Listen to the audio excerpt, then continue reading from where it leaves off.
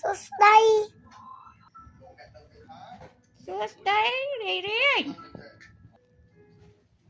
តានេះសុខសប្បាយទេ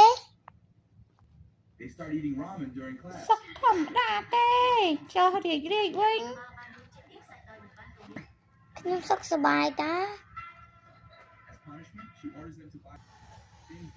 ចុះក្នុងឱកាសបុណ្យអុំទូកនេះតើរីកចង់ទៅលេងណាដែរ ខ្ញុំចង់ទៅភូមិហាមួយ អូយទៅលេងតែកន្លែងដែរអត់ចង់ទៅលេងអីផ្លេកខ្លះទេអី មកពីខ្ញុំសប្បាយពេក អូចាប់បាត់ទៅហើយកន្លែងគេបើកមកកាណូឃើញតែមួយនឹងសប្បាយ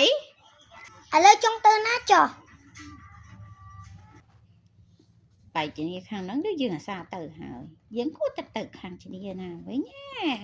ជួយគិតគ្នាមើល Subscribe like ឲ្យអូនដានសើផងបាយអ្នកទាំងអស់គ្នា